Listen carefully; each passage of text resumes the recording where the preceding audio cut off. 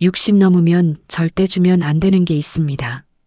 이 말 너무 차갑게 들리시죠? 하지만 어느 날 당신 통장에서 빠져나간 돈보다 더 크게 사라지는 게 있습니다. 사람입니다. 박정수 씨, 올해 63, 평생 성실하게 살았습니다. 공장에서 시작해 작은 사업까지 일구며 아내와 함께 두 아이를 키워냈죠. 남들처럼 여행도 많이 못 가고 좋은 옷도 마음껏 못 사 입었지만 그는 늘 이렇게 말했습니다. 괜찮아. 나중에 편하게 살면 되지. 그 나중을 위해 통장에는 2억 3천만 원이 모여 있었습니다. 그의 인생이 담긴 숫자였죠. 어느 날 늦은 저녁 전화가 울립니다. 아버지, 저 현우인데요. 아들입니다. 목소리가 이상합니다. 잠시 침묵이 흐른 뒤 조심스럽게 꺼낸 말.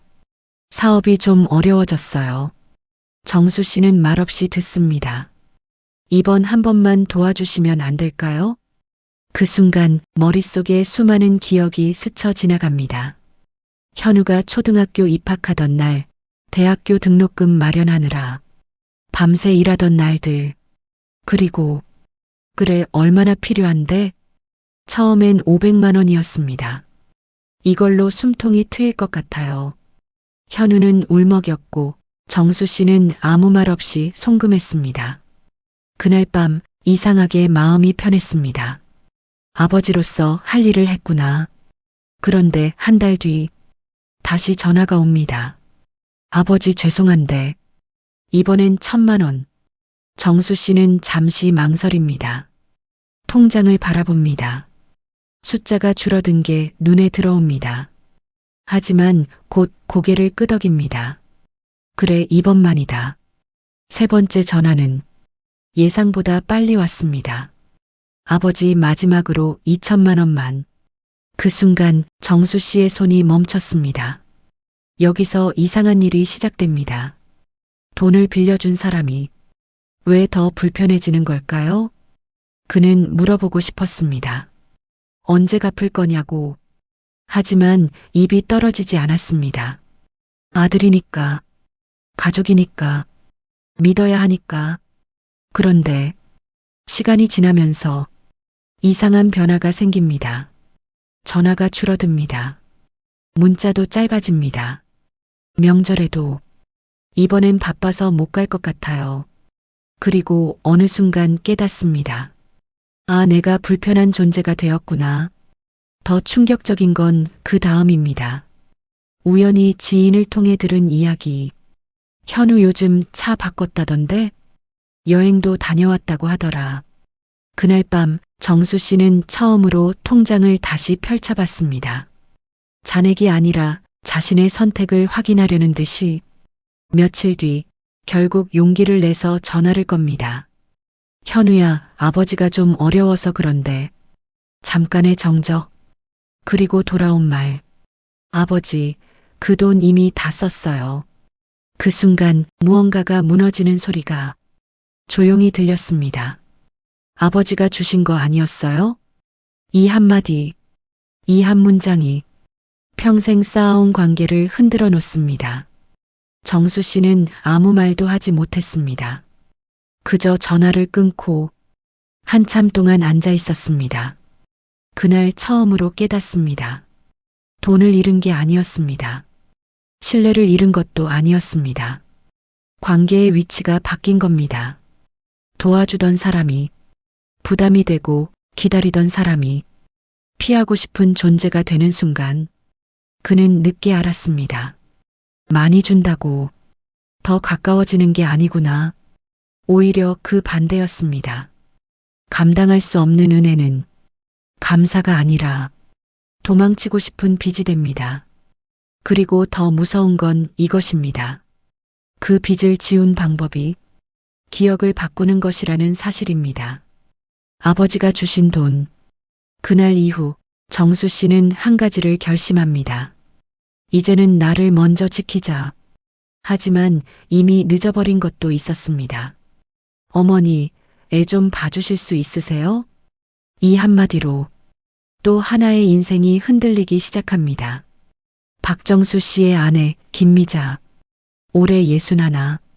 남편과 함께 평생을 버텨온 사람입니다. 자식 키우느라 살림하느라 자기 몸 하나 제대로 돌볼 틈도 없었죠. 그녀는 늘 이렇게 말했습니다. 나는 괜찮아. 며느리 지은에게서 전화가 왔을 때 그녀는 망설이지 않았습니다. 그럼 데려와. 내가 봐줄게. 손주니까요. 그것도 하나가 아니라 둘. 쌍둥이였습니다. 처음엔 일주일에 이틀. 어머니, 정말 죄송해요. 지은은 고개를 숙였고 미자는 웃으며 말했습니다. 애 키우는 게 얼마나 힘든데 걱정 마. 그때까지만 해도 이건 도움이었습니다. 하지만 사람의 마음은 참 묘하게 흘러갑니다.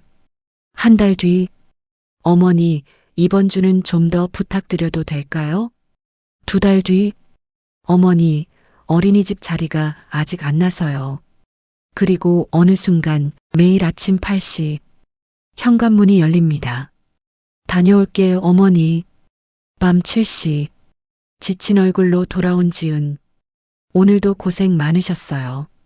그렇게 하루 11시간. 미자의 하루는 다시 육아로 채워지기 시작합니다. 기저귀를 갈고 밥을 먹이고 울음을 달래고 잠을 재우고. 한때는 익숙했던 일들이지만 지금의 몸은 그때와 다릅니다. 허리가 아립니다. 무릎이 시큰거립니다. 손목이 욱신거립니다. 하지만 그녀는 말하지 않습니다. 괜찮아. 왜냐하면 이건 가족이니까요. 3달이 지났습니다. 어느 날 아침 아이를 안다가 순간 허리가 꺾입니다. 숨이 멎을 듯한 통증. 하지만 아이는 울고 있습니다. 그녀는 이를 악물고 다시 아이를 안습니다.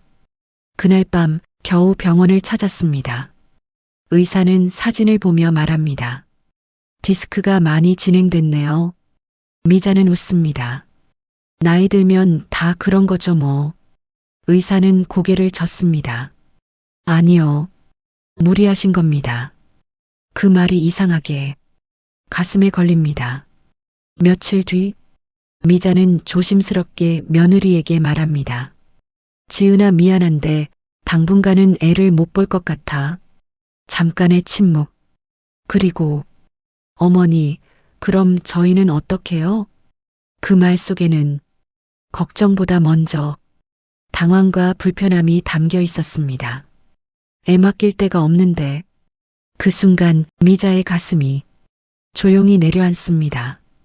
그녀는 처음으로 깨닫습니다. 아내가 해준 게 고마움이 아니라 당연함이었구나. 그날 이후 지은의 태도가 조금씩 달라집니다. 전화는 짧아지고 말투는 딱딱해지고 방문 횟수도 줄어듭니다. 정수 씨가 말합니다. 당분간은 쉬어. 몸이 먼저야. 하지만 미자는 쉽게 쉬지 못합니다. 왜냐하면 내가 안 보면 저 애들은 누가 보지? 이 생각이 머릿속에서 떠나질 않습니다. 그녀는 다시 아이를 봅니다. 그리고 또다시 허리를 망가뜨립니다. 여기서 또 하나의 반전이 시작됩니다. 사람은 도움을 받을수록 고마워할까요? 아닙니다. 도움이 반복되면 그건 권리가 됩니다. 그리고 그 권리가 흔들리는 순간 감사는 사라지고 불만이 시작됩니다. 1년 후 미자는 결국 병원에서 수술을 권유받습니다. 이 정도면 수술하셔야 합니다. 그녀는 한참을 망설이다가 딸에게 전화를 겁니다. 엄마가 수술을 해야 할 것 같아. 딸의 대답. 그럼 애들은요? 그 순간 미자의 눈이 흔들립니다. 그녀는 그제야 깨닫습니다. 나는 가족을 도운 게 아니라 가족의 구조가 되어버렸구나.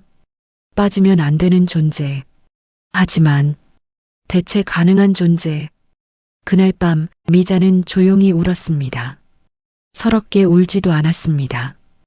그냥 조용히 눈물이 흘렀습니다. 누구에게도 말하지 못한 채.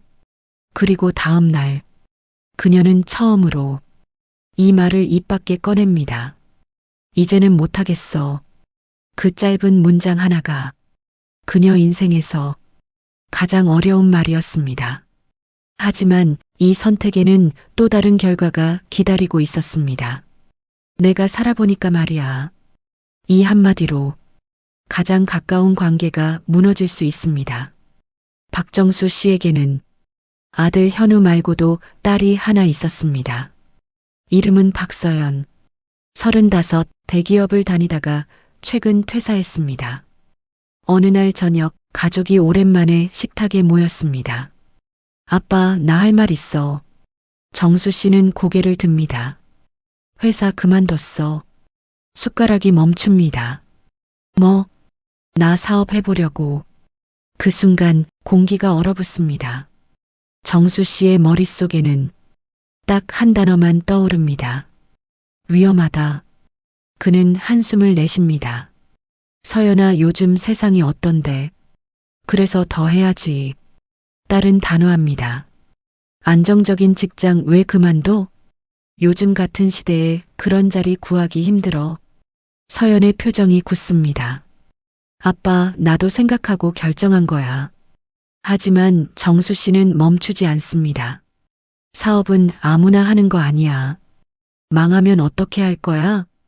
그 말이 끝나자 조용하던 식탁에 묘한 긴장이 흐릅니다. 며칠 뒤 정수 씨는 또 전화를 겁니다. 서연아, 아빠가 생각해 봤는데. 아빠, 나 지금 바빠. 잠깐이면 돼. 들어봐. 그리고 시작된 이야기. 내가 아는 사람이 사업하다 망했거든. 빚만 남고 집도 날렸어. 너는 그런 길 가지 않았으면 해서 하는 말이야. 잠깐의 침묵. 그리고 돌아온 한마디. 아빠, 그건 아빠 인생이잖아. 정수 씨의 말이 멈춥니다. 내 인생은 내가 선택할게. 전화는 그렇게 끝났습니다. 그날 이후 서연은 점점 연락을 줄입니다. 명절에도 오지 않습니다. 정수 씨는 이해할 수 없습니다. 잘 되라고 한 말인데. 하지만 진짜 문제는 그 말 안에 있었습니다. 그는 도와주고 있다고 생각했지만 서연에게는 통제당하고 있다는 느낌이었습니다. 여기서 또 하나의 중요한 반전이 있습니다. 사람은 왜 조언을 싫어할까요? 틀려서가 아닙니다. 존중받지 못한다고 느끼기 때문입니다. 어느 날 정수 씨는 우연히 서연의 SNS를 보게 됩니다. 사진 한 장, 작은 사무실, 노트북 하나, 그리고 환하게 웃고 있는 딸. 그 아래 글. 처음으로 내 인생을 내가 선택했다. 정수 씨는 그 글을 한참 바라봅니다. 그리고 문득 깨닫습니다. 나는 응원해 준 적이 없구나. 그는 늘 말했습니다. 그건 위험하다. 그건 안 된다. 그건 틀렸다. 하지만 한 번도 이 말을 하지 않았습니다. 괜찮다. 해봐라. 내 선택을 믿는다. 며칠 뒤 정수 씨는 딸에게 메시지를 보냅니다. 서연아, 시간 되면 밥 한번 먹자. 답장은 하루 뒤에 왔습니다. 시간 되면 볼게. 짧은 문장. 그 안에 담긴 거리감은 생각보다 멀었습니다. 며칠 후 결국 만났습니다. 어색한 식당. 말이 쉽게 나오지 않습니다. 정수 씨가 먼저 입을 엽니다. 사업은 잘 돼? 서연은 잠시 멈칫하다가 말합니다. 아직은 힘들지.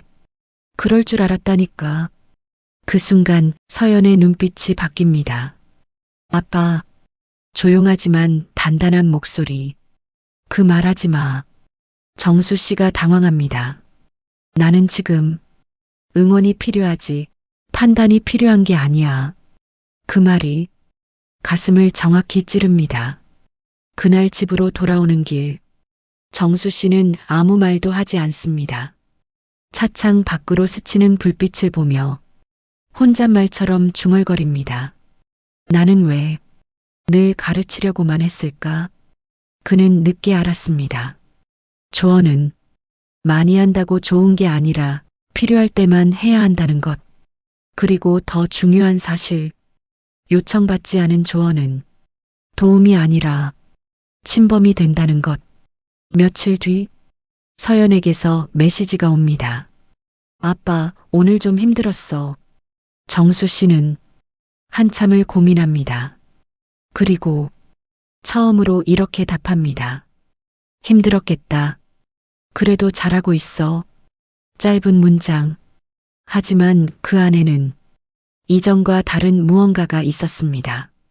잠시 후 답장이 옵니다. 고마워, 아빠. 그날 밤 정수 씨는 처음으로 조금 안도했습니다. 하지만 동시에 알게 됩니다. 이미 벌어진 거리는 쉽게 줄어들지 않는다는 걸.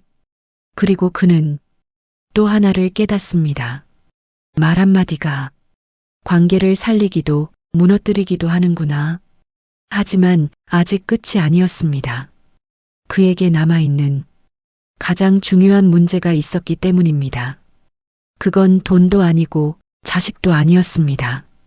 바로 자기 자신이었습니다. 조금만 참으면 괜찮아집니다. 이 말이 인생을 무너뜨릴 수도 있습니다.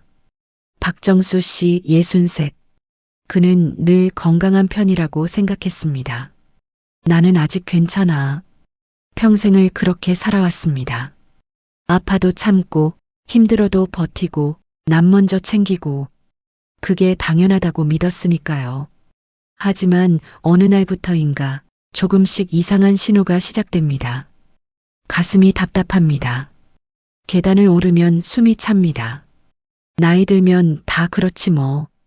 그는 대수롭지 않게 넘깁니다. 며칠 뒤 아내 미자가 말합니다. 병원 한번 가봐. 정수 씨는 웃으며 대답합니다. 괜찮다니까. 여기서 중요한 장면이 하나 있습니다. 그날 밤 정수 씨는 혼자 앉아 약통을 바라봅니다. 사실 그는 알고 있었습니다. 몸이 예전 같지 않다는 걸. 하지만 지금 쓰면 아깝지. 이 생각이 먼저 들었습니다. 병원비, 검사비, 약가. 그 돈이 아까워서가 아니라 자식들에게 부담이 될까봐. 그는 또 참습니다. 그리고 3개월 뒤, 그날은 평범한 아침이었습니다. 밥을 먹고 신문을 보고 일어나려는 순간, 쿵! 몸이 그대로 바닥으로 무너집니다. 숨이 막힙니다. 가슴이 찢어질 듯 아픕니다. 응급실, 심근경색입니다. 의사의 짧은 한마디, 수술은 성공했습니다. 하지만 문제는 그 다음이었습니다. 병실, 정수 씨는 침대에 누워 천장을 바라봅니다. 아무것도 할 수 없습니다. 화장실도 식사도 걷는 것조차도. 그리고 문득 깨닫습니다. 내가 누군가의 짐이 되었구나. 그가 가장 피하고 싶었던 상황. 그게 지금 현실이 되어 있습니다. 며칠 뒤 아들 현우가 병실에 들어옵니다. 어색한 침묵. 그리고 조심스럽게 꺼낸 말. 아버지, 괜찮으세요? 정수 씨는 고개를 끄덕입니다. 하지만 둘 사이에는 이전과 다른 거리가 있습니다. 며느리 지은도 옵니다. 어머니, 요즘 많이 힘드시죠? 그 말은 미자를 향한 것이었습니다. 그 순간 정수 씨는 또 하나를 깨닫습니다. 나는 지금 걱정의 대상이 아니라 부담의 중심이 되었구나. 그날 밤 병실 불이 꺼진 뒤 정수 씨는 조용히 눈을 감습니다. 그리고 처음으로 자신에게 묻습니다. 나는 왜 나를 이렇게까지 뒤로 밀었을까? 그는 평생을 남을 위해 살았습니다. 자식 위에 돈 쓰고, 손주 위에 몸 쓰고, 가족 위에 참고, 견디고. 그런데 정작 자기 자신에게는 아무것도 주지 않았습니다. 여기서 가장 중요한 반전이 나옵니다. 그는 늘 이렇게 생각했습니다. 나는 희생했다. 하지만 그 희생의 결과는 무엇이었을까요? 돈은 줄었고 몸은 망가졌고 관계는 멀어졌습니다. 그는 그제야 이해합니다. 무조건적인 희생은 사랑이 아니라 자기 방치였다는 걸. 퇴원 후 정수 씨의 삶은 완전히 달라집니다. 아침에 일어나면 가장 먼저 하는 일, 산책입니다. 천천히, 아주 천천히 햇살을 느끼며 걷습니다. 그리고 처음으로 이런 생각을 합니다. 이게 이렇게 좋았나? 예전 같았으면 이미 누군가를 도와주고 있었을 시간. 하지만 지금은 다릅니다. 그는 멈췄습니다. 어느 날 아들 현우에게서 전화가 옵니다. 아버지, 이번에 조금만. 그 말이 끝나기도 전에 정수 씨가 말합니다. 현우야, 잠시 멈칫. 아버지는 이제 못 도와준다. 처음으로 꺼낸 거절. 전화기 넘어가 조용해집니다. 그리고 돌아온 말. 네. 짧은 대답. 전화를 끊고 나서도 심장이 뛰었습니다. 죄책감, 그리고 동시에 이상한 해방감. 그날 저녁 아내 미자가 묻습니다. 잘한 거야? 정수 씨는 한참을 생각하다가 말합니다. 이제야 제대로 하는 것 같아. 며칠 뒤 딸 서연에게서 메시지가 옵니다. 아빠, 이번 주말에 시간 있어? 정수 씨는 잠시 웃습니다. 예전 같았으면 몰랐을 변화. 하지만 지금은 압니다. 관계는 붙잡는다고 유지되는 게 아니라 지켜야 할 선을 지킬 때 유지된다는 것. 그리고 마지막으로 그는 스스로에게 말합니다. 이제는 나를 먼저 지키자. 하지만 이 이야기는 여기서 끝이 아닙니다. 이 모든 일을 겪고 나서야 비로소 보이는 것들이 있습니다. 정수 씨가 마지막으로 깨달은 단 하나의 진실. 그건 생각보다 더 단순했고 더 강력했습니다. 예순이 넘으면 더 이상 증명할 게 없습니다. 박정수 씨는 이제 더 이상 바쁘지 않습니다. 아침에 일어나 천천히 창문을 엽니다. 따뜻한 햇살이 거실 바닥 위로 조용히 내려앉습니다. 예전 같았으면 이미 누군가의 부탁을 떠올렸을 시간. 하지만 지금은 다릅니다. 그는 그냥 앉아 있습니다. 아무것도 하지 않고 그저 숨을 쉬고 햇살을 느끼고 그 순간 이상하게도 마음이 편안해집니다. 이게 이런 거였구나. 며칠 전 그는 오랜만에 통장을 다시 열어봤습니다. 숫자는 예전보다 줄어 있었지만 이번에는 다른 걸 보게 됩니다. 이건 내가 지켜야 할 삶이구나. 더 이상 누군가를 위해 쓰기 위한 돈이 아니라 자신의 삶을 지탱하는 경계선이라는 걸 알게 된 겁니다. 그날 오후 딸 서연과 함께 식사를 합니다. 서연이 웃으며 말합니다. 아빠, 요즘 얼굴 좋아졌어. 정수 씨는 조용히 웃습니다. 예전 같았으면 조언부터 했을 겁니다. 사업은 안정적으로 해야지. 하지만 이번엔 다릅니다. 그는 이렇게 말합니다. 힘들면 언제든 말해라. 짧은 한 문장. 하지만 그 안에는 이전과 다른 무게가 담겨 있었습니다. 서연이 잠시 멈칫하다가 말합니다. 응, 고마워, 아빠. 그날 저녁 정수 씨는 혼자 산책을 나갑니다. 노을이 지고 있습니다. 하늘이 천천히 붉게 물들어갑니다.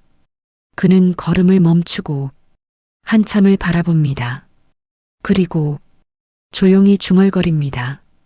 나는 잘 살아온 걸까? 잠시 후 스스로 대답합니다.